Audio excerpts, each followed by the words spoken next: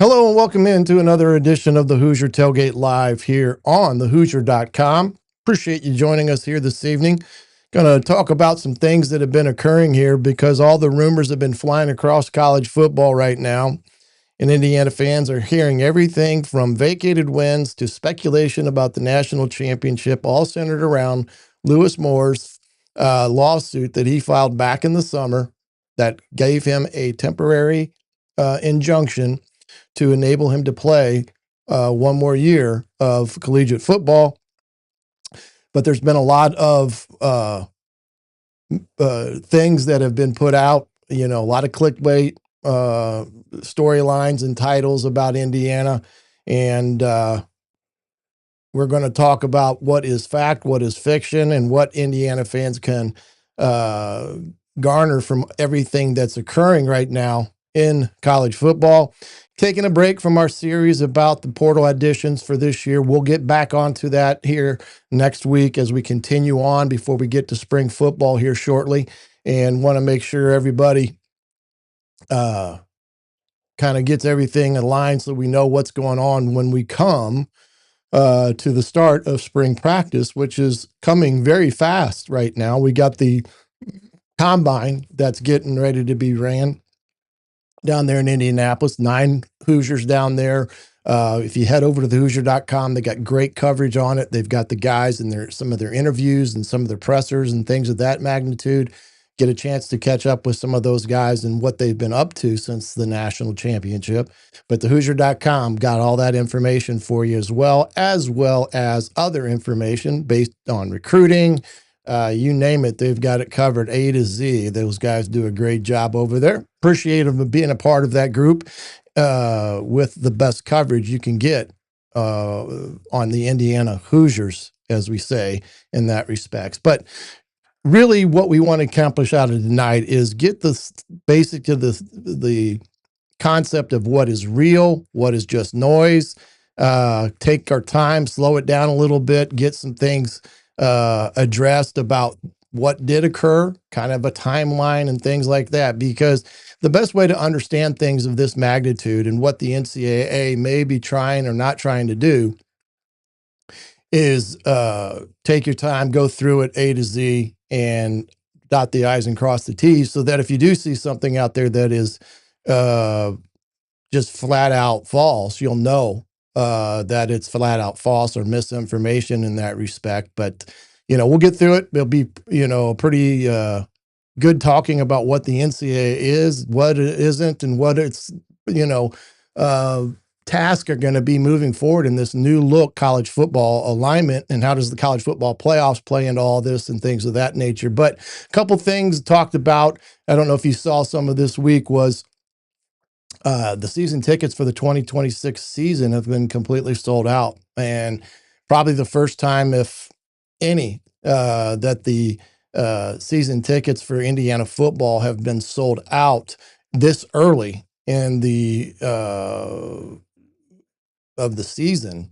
For that, it's great to have that in the bank, so to speak, getting all the season tickets there. But as you know, that means tickets will be a premium come the time that we start the football season. So once they start selling those individual game tickets, you're going to probably want to make some purchases there so you can get yourself a ticket for any of those home games that will be announced in times and such as we get closer and closer to the end of spring and into the latter part of late spring, when they kind of release some of that stuff. But it was good to see that Indiana has sold out their 2026 season tickets.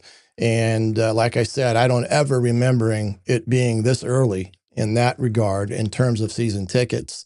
I know last year I think they end up selling out, but it was later, if I'm not mistaken, there in the first couple of weeks of the season. But that's going to be something that, again, if you get a chance to pick up some tickets early on for individual games, you're going to want to do that as well. Some things going on as well as down in Indianapolis right now. They're meeting with the rules committee and such. And one thing that they're talking about is basically 2 things. They're talking about transfer windows for the portal, and the other they're talking about is tampering. First thing here, let's talk about this, the proposal stiff penalties on schools for adding transfers outside of the portal window. Last year, there were some ways that guys got around some of the portal windows, and basically they waited to the spring. They unenrolled from school A and then re-enrolled at school B. And that officially makes you eligible at school B if you bring forward all the credits and things of that nature. And there were some kids that did that last year, and it's kind of one of those loopholes that you probably wouldn't know about until it actually happens. Well, it's happened, and the NCAA is going to try to curtail that practice from happening moving forward when it comes to it. And if something of that nature happens, the head coach would be prohibited from all football, on field and field coaching and recruiting, and administrative duties through the sixth contest of the season. So they would be on the sideline up through the first 6-7 weeks of the season.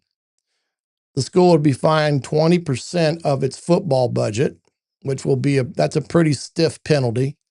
And the school would require to reduce the number of roster spots by 5 for the next season, regardless of the head coach's employment status or not.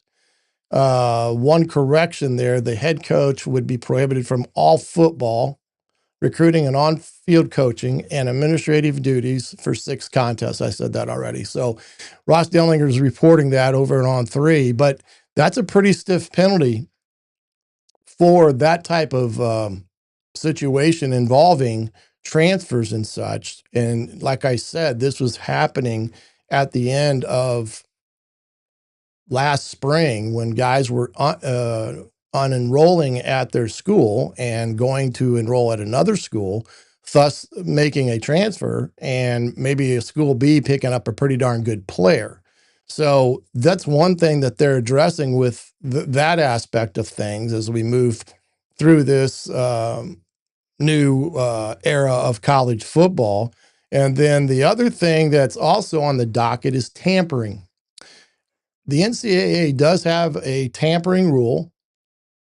It's not ever been utilized in the past, but there is something there that would involve if a school is guilty or found guilty of tampering with a player or players, then the school that has been found to have broken the rules on tampering, that head coach would be suspended for one full season, I believe, is one penalty that they're putting out.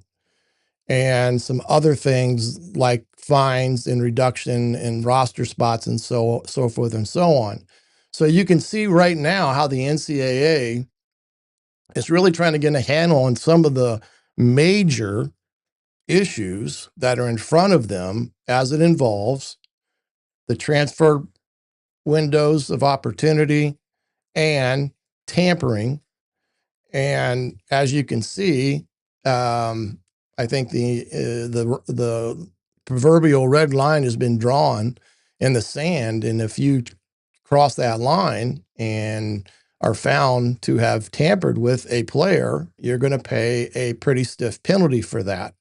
We know what Dabo Swinney did at Clemson and his allegations against Ole Miss, and it's a good thing that the NCAA is going to kind of bristle up and make some statements here as it pertains to that. The other thing that they also are pushing forward is a window of investigation that goes a lot quicker than 2 to 3 years. We're talking a 3 to 4 week period of time to make determinations on whether a school did or did not break a tampering rule and things of that nature, or the portal rule aspect of things. So you can see the NCAA and the American Football Coaches Association have been actively involved in talking about these subject matters here over the end of the season. But it kind of leads us into what we're going to discuss tonight with this Lewis Moore eligibility stuff and what is the NCAA trying to do, because this does not only involve Indiana. There's a a plethora of schools out there that are in the same boat, as well as some new additional lawsuits that have come about and over the last week. And the NCAA is trying to do some things to get out in front of this. And we're going to talk about that as we get going here. But, the biggest thing is that Indiana, for what they are involved with, has really nothing to do with Indiana. It's really an individual situation with Lewis Moore. Now, Indiana ultimately played Lewis in all their games, but that was granted by a temporary injunction in the state of Texas that was put forward before the start of the season, and it held true until the end of the season.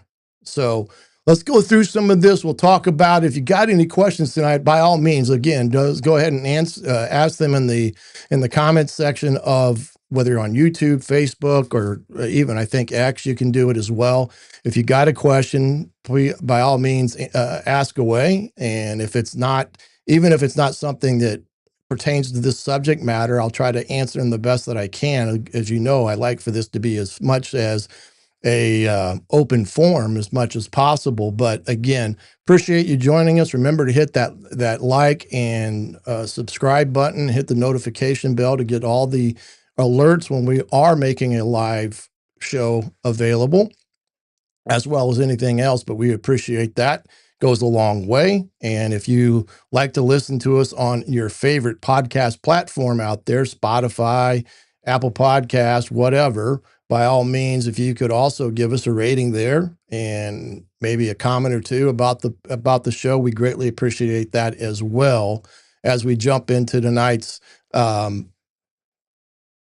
opening of what we're trying to get done here with this situation with Lewis Moore and what all is involved. So the biggest thing is, let's see here, kind of the legal breakdown of all this. And again, I'll try to blow this up a little bit more if I can with everything, and hopefully everybody can see that okay. But when you look at all this, the biggest thing we're trying to do is bring clarity to the situation. You know, because understanding how this all came about is the best way to really get a hold of what is all occurring here with Lewis Moore, his eligibility, things of that nature, from the start to the end. And really the breakdown of it was he challenged eligibility. He challenged his eligibility under the NCAA participation limits. He had gone to a junior college, as like Diego Pavia had and others. And they felt that their argument was that the junior college playing should not have counted against their NCAA eligibility at a 4-year institution.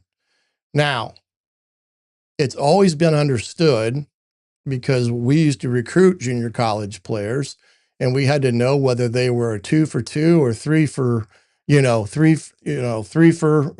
years of eligibility, because they came out after their freshman year at a JUCO. Most guys were 2 for 2. That meant they graduated and they've got 2 more years of eligibility, for them to play. And so that's what the challenge was. It basically the lawsuit filed challenged the rule legality, whether it was a legally valid rule.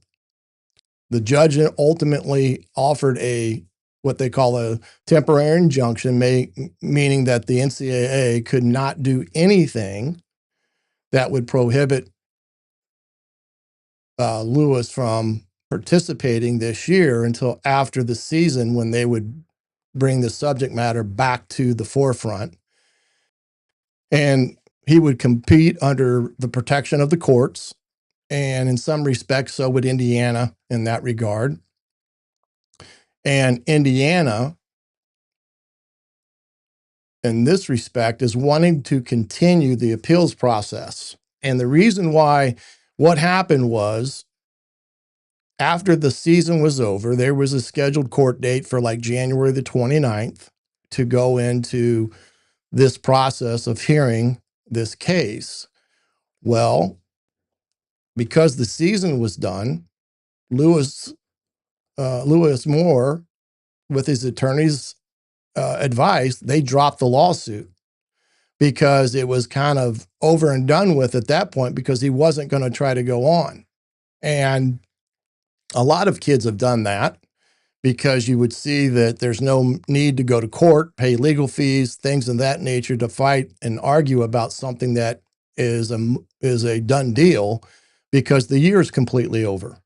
And that's what Lewis did. Now, what the NCAA wants and what they're fighting for, and I don't know if they will or will not be successful in this avenue, is they want there to be a process of appealing this because they want a ruling on whether the rule itself is a valid legal rule that they can enforce or if it's not.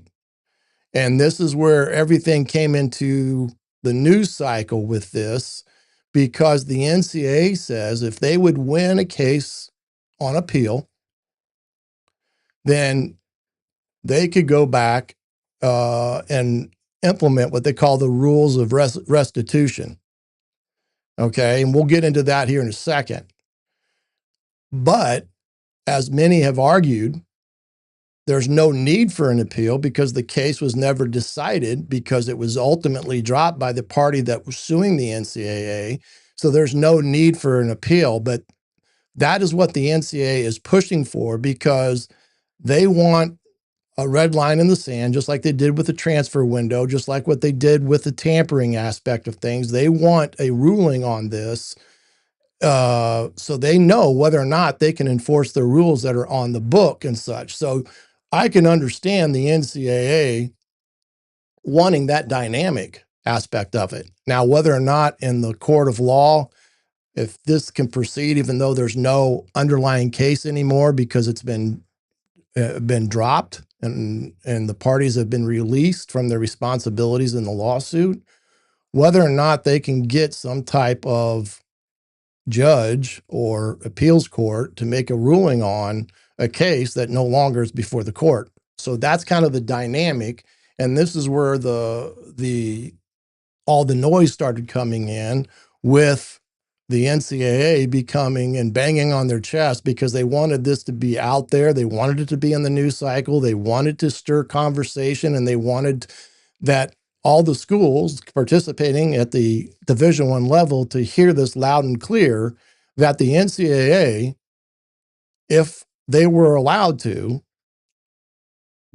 they would invoke the rules of restitution, which would allow them to go back and penalize a team for playing a player that did not meet eligibility requirements because they used up all their years of eligibility. And that's where you started hearing about forfeiture of wins, removing a player's statistics and data from all the record books, fines of, X amount of dollars, as you can imagine, pretty steep fines. And again, what many were trying to say was vacating the national title game. And, that is something that we'll talk about here in a second, but you can understand why the NCAA is saying, look, regardless of whether somebody has dropped the lawsuit or not, we need a ruling on this particular subject matter because we've already gotten other cases in front of us now arguing the same thing. And we need to know if our rules are valid and can we enforce them to the letter of the law per se that is written in the NCAA manual. And remember, these rules were brought together and came up with a committee per se, of presidents and athletic directors over years and years of going through this. And now those are being challenged in the court of law. And therefore, the NCAA, like I said, wanting that clarification to let them be able to do what they need to do as it pertains to enforcing this rule. And again, like I alluded to there, this is where the NCAA became very vocal in the media about what they could do if they were found to be in the right. And the suits were, you know, not good lawsuits to begin with. So trying to get through that. Let's kind of go through here through this legal timeline again. Again, Lewis kind of challenged his eligibility.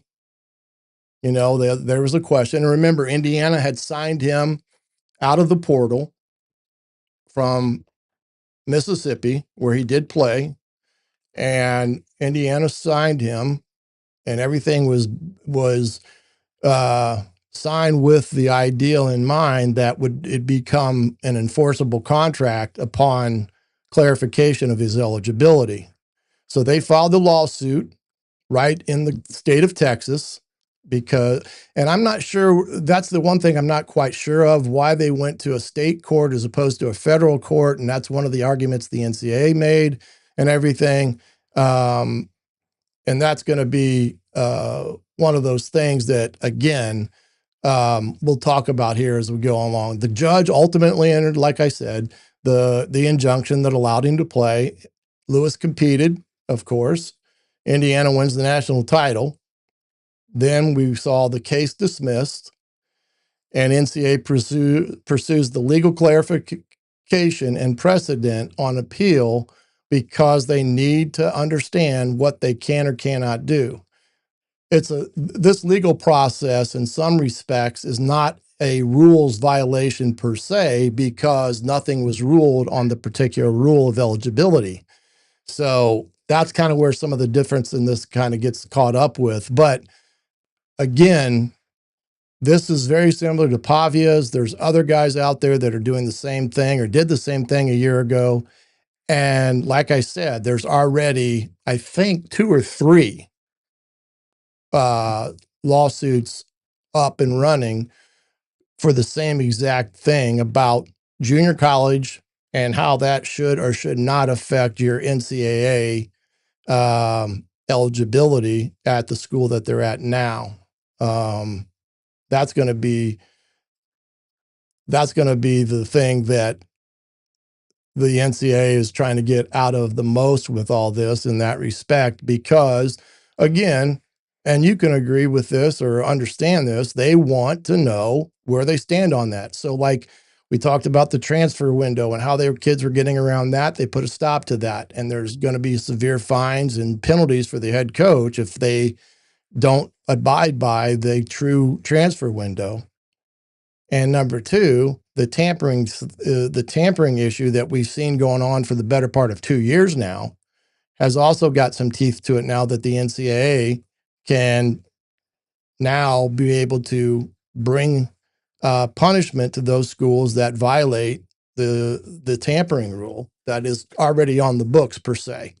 So that is kind of where we're at with this type of thing and everything that goes with it. But when you look at this, you know, in the case of Lewis's situation with everything, it kind of, like I said, kind of starts with this, how it all plays out, where it happened in the mid to fall of 2025. That was in the injunction. Plays it, wins the national championship. Case is dismissed or closed after the season because there's no more suit because he already played the year, and no penalties. Theoretically, the appeals are ongoing and nothing changes for Indiana's season, and everything stands as is as of right now. So again, we're talking about situations here that Indiana, as the institution goes, really wasn't a part of the lawsuit that Lewis Moore filed. So they weren't a party that went in together with Moore to sue the NCAA. They were just this entity or the school that was awaiting whether or not he could play this year based upon the lawsuit. And once that injunction was given, that allowed them to play them without any threat or issues with the NCAA. But that's kind of the timeline of all this and how it's gone. And now we're getting into the meat of everything and what is happening with everything when it comes to Indiana and where their involvement is or ends or starts and all that. We're going to talk about what is fact, what is fiction when it comes to these rules or supposed rules and what Indiana could jeopardize or not jeopardize. All those things we're going to talk about more when we have a chance to come back. But I want to take a quick break here. Get over to Fanatics. Listen to the Fanatics. I put in the comment section tonight. Put the links to the national title store for Fanatics as well as the Indiana basic store for Fanatics. We'll hear from them as well and a little talk from the Hoosier.com as we come back here in a few minutes. Right back here on the Hoosier Tailgate on the Hoosier.com. Hoosier fans, take a moment and soak this in.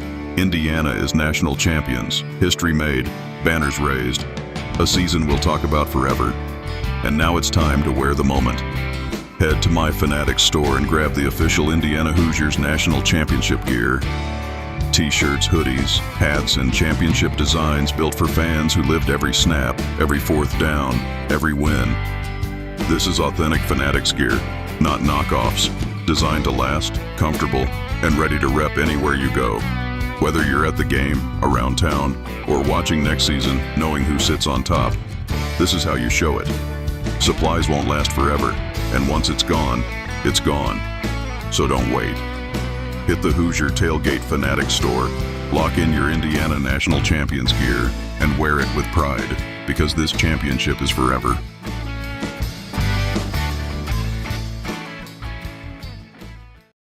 Hoosier fans, listen up. If you're serious about the Hoosiers, the Hoosier.com is where you need to be. We're talking insider reporting, film breakdowns, recruiting, and transfer portal coverage you won't get anywhere else. And when you subscribe, it's more than just one site. You also get full access to Rivals, On3, and The Athletic at no extra cost. Right now, you can jump in for just $1. Then it renews annually at the regular rate. $1. Total access. No brainer. Head to thehoosier.com and join today. Welcome back to the Hoosier Tailgate here on the Hoosier.com. Now we're going to talk about the separation of fact from fiction. And there's been so much speculation, opinions, and misinformation out there. So I thought tonight we kind of break it down like this. From the standpoint of what is or what isn't fact and what is fiction in that regard. The idea that the NCAA is about to punish Indiana, that narrative is not truly accurate because, like I said, this is a lawsuit that involved Lewis Moore and did not have anything to do with Indiana. We'll get to that part here in a second. What the NCAA is doing, they're looking for some legal precedent so that they can be able to enforce the rules that are on the books. And for them to do that and not continually get challenged in the court of law, that's why they're pursuing these appeals. And I'm not a lawyer, but I've heard some lawyers discuss this. They think that's going to be a long shot in itself because there's no case for them to appeal. They've been dismissed. So that's one thing as well. The wins will be definitely vacated. That's another one of those things that has been throwing out there that they would be essentially lose all their regular season games, including the Big Ten championship.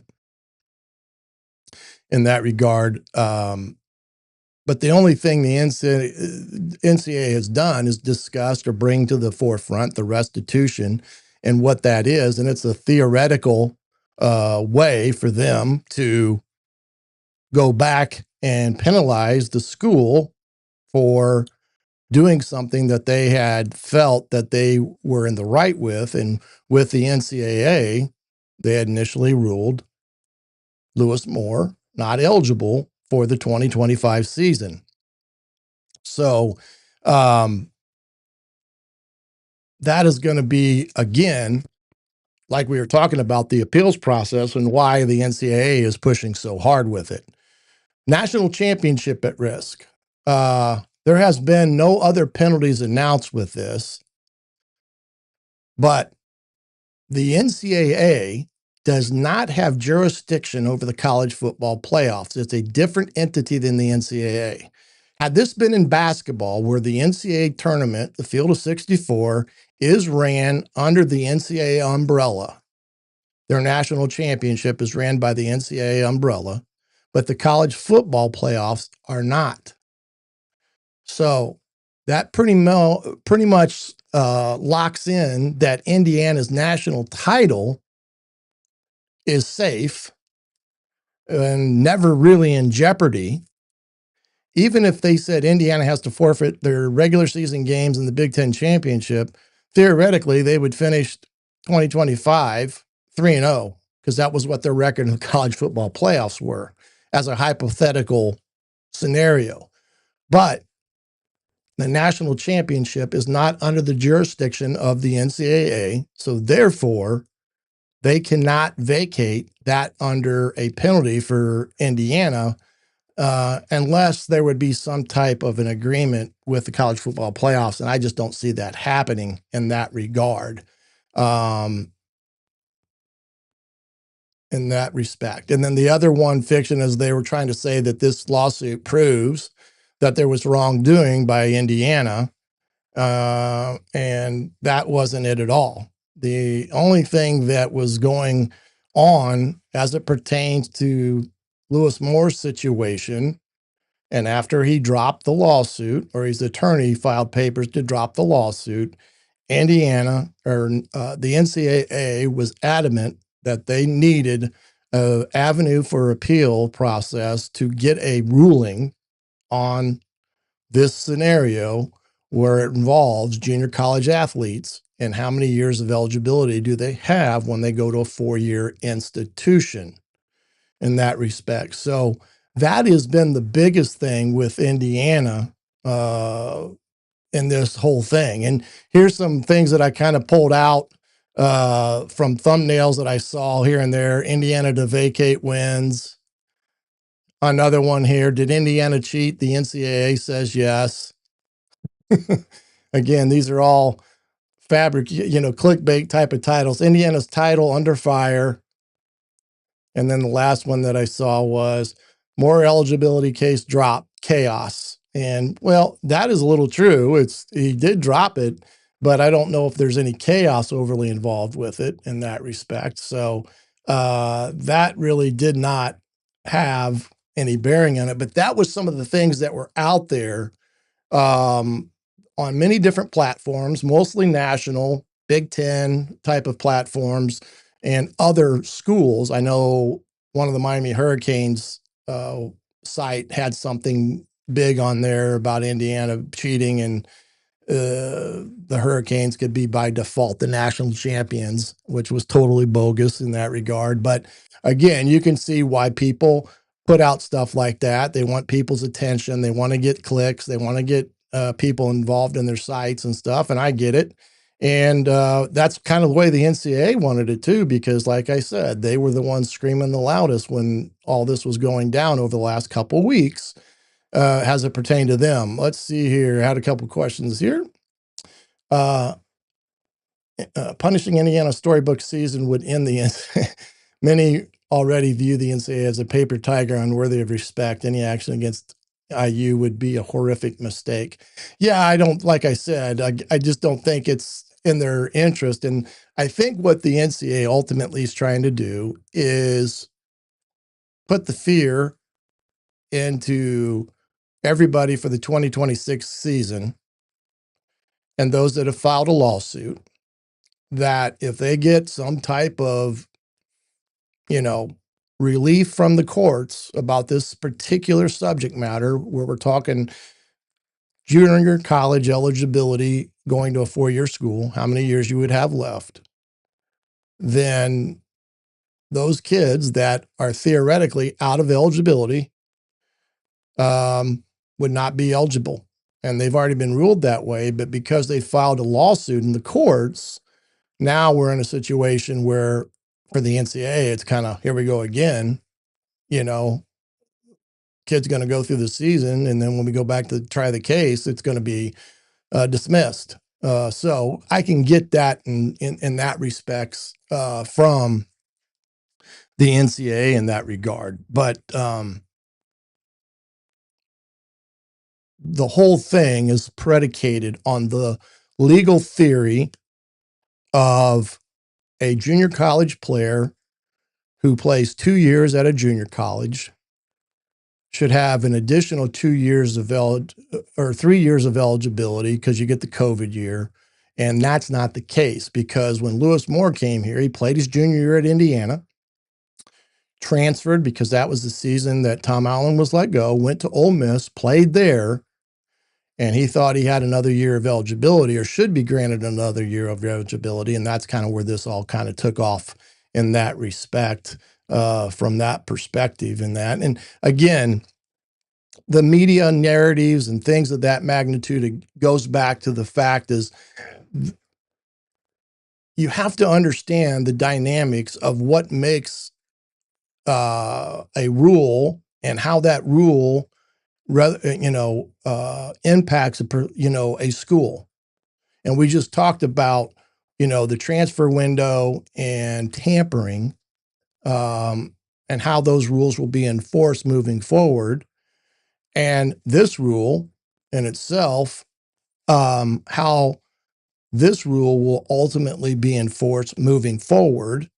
And it's not about penalties as it is about the legality of what the NCAA has, from that standpoint. The NCAA needs to amend their rules to match the majority of court decisions. Yeah, well, again, until they get a rendering or a decision on this particular type of lawsuit, and that's why they're wanting this appeal for these cases to go through and have a ruling made on the merits of the case per se. That's what they are wanting, and that's what they need to have in order to have the rules be effective in that regard. And again, we've changed overnight, it feels like, from what it was in terms of 2 years ago, how the rules were interpreted before we went into the paying of athletes and things of that nature, because that was a no-no 2 years ago, to now where there are rev sharing, NIL money, all these other dynamics that are involved in college athletics now, that you can understand why a kid may sue the NCAA for another year of eligibility, because in Lewis Moore's case, as he put in his lawsuit, he had a $400,000 package that he was in jeopardy of losing if he wasn't granted the temporary injunction. And therefore, you can see now why these student athletes or these kids are now wanting to test the waters in that regard, because if they're not a quote unquote pro prospect, they're going to make a pretty good chunk of money for 1 year, being eligible to play in that respect. The last thing here is talking about what is this rule of restitution, or how is this all how does this all come out? It's a legal mechanism. It's not a penalty. It requires, like I said, a court reversal Plus, the NCAA has the discretionary action. They could choose to utilize it or they can choose not if something would go in their favor. So, again, they could do all these things A to Z, but they may not look at it as the new life brought up of taking advantage of it all. And maybe they would just do a fine and something else to make their point, but not start doing the, stripping away of statistics and forfeiting games and so forth and so on in that respects. Not automatic, rarely applied in major cases. Again, this is just an avenue the NCAA is theoretically trying to see if it's a value. And again, it depends on whether there's a court going to give them what they're wanting, as in terms of some type of ruling, so they can move forward on this. There has not been any enforcement action been issued, meaning the NCAA has not theoretically notified Indiana of this is the question, and here are our remedies or potential enforcement if something comes to light with it.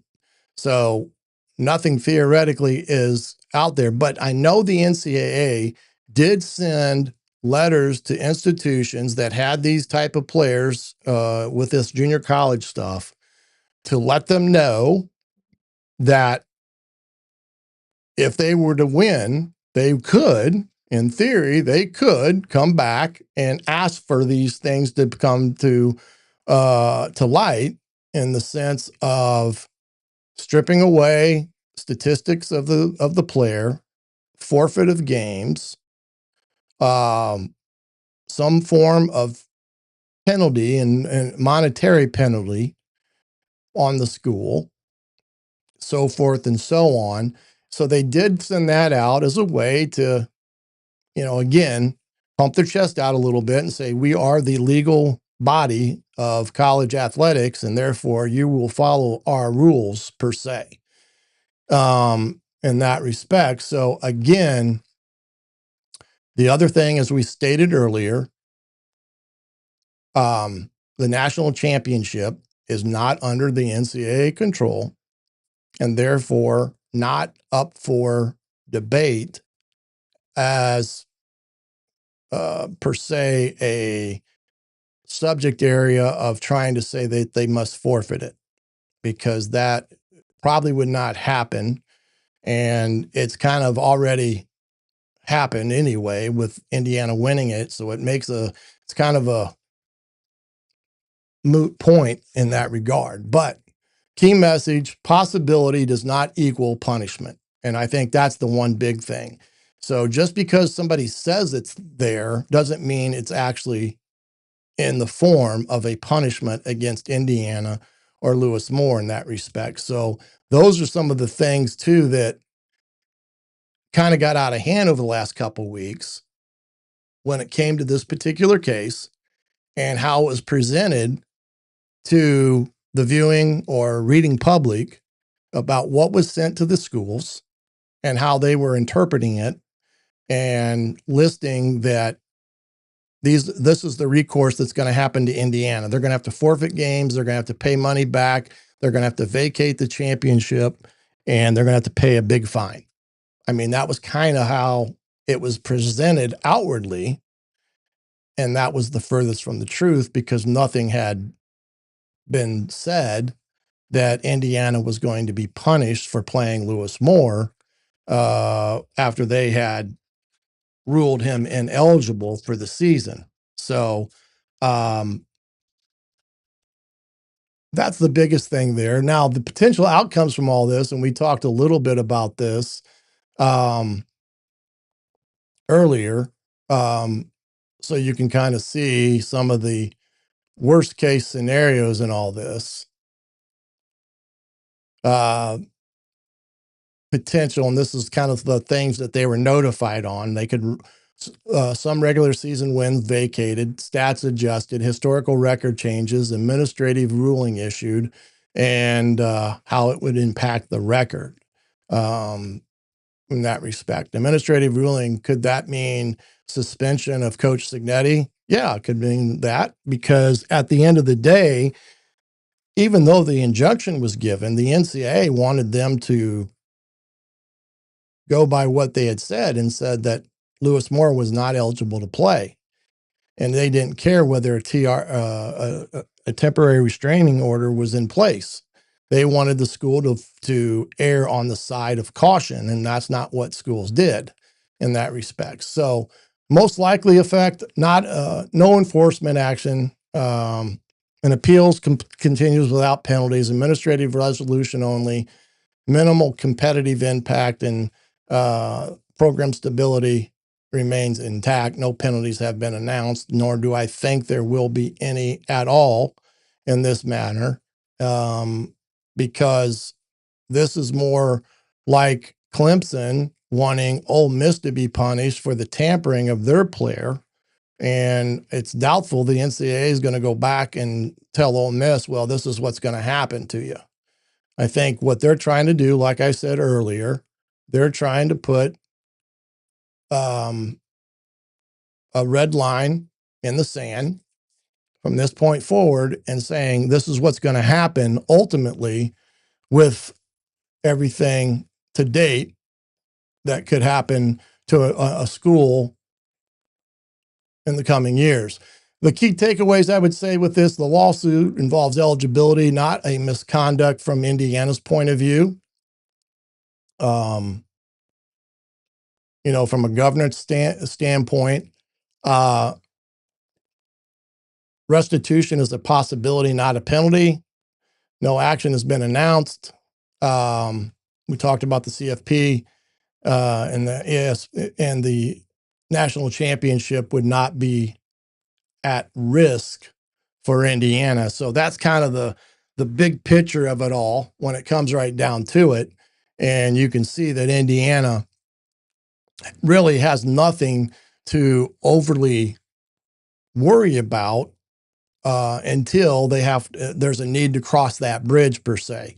But I think what Indiana fans and the greater good of whether it's a student body or anyone out there about talking about this is understanding that there's nothing been decided. Hypotheticals has all been presented. There's no way of knowing what is or isn't on the docket per se for punishment. And like some of the things that I've read it may not be anything in that regard from a punishment standpoint, because this really centered around the player's eligibility and not the misconduct of an institution. Now, where the NCAA, like I said, they wanted Indiana to follow the ruling that they had given saying he was ineligible, but Indiana was like, well, the judge gave him a temporary restraining order, so therefore he's eligible. And that's kind of what they followed and went by. And I don't blame them. I would have too. I mean, I'm not going to keep a kid that's doing the right thing out from playing when the courts have said, there's no ruling here until we get done with the year and stuff from that standpoint. So that's the biggest thing that you can take away from here in that from that perspective. And like I said, if the NCAA can get the courts to give them a ruling on this particular rule, which in regards to a junior college, number of years that a player played in junior college, and how many years that would give them at a 4-year institution, that's what they're looking for. And I think what they're trying to do is find a way to draw the red line in the sand and say, from this point forward, if this court says these lawsuits are not going to go through anymore because we've already made a ruling on it, but let's say a kid tries to do it, I think the NCAA is going to tell the school, if you play him, this is what's going to happen to you once we get clarification on this. And if we get the clarification that he truly is ineligible, then this is what is going to happen to you. And that's what I would be looking for from the future of this debacle that's out there in the world that we live in now, as it pertains to something that, A, Indiana really has no control over, and B, there's no more suit. So how can they be in this respect? Because there's absolutely no more lawsuit on the books. So we'll see what all comes of that moving forward. But we got to get ourselves ready for spring practices that's coming up.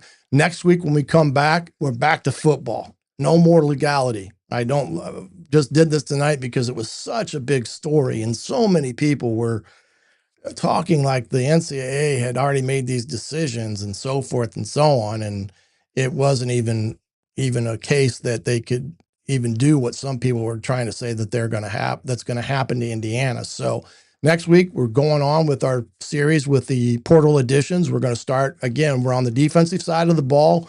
We're going to talk about the two defensive ends that came here from Kansas State, and let me tell you, these two guys can get it.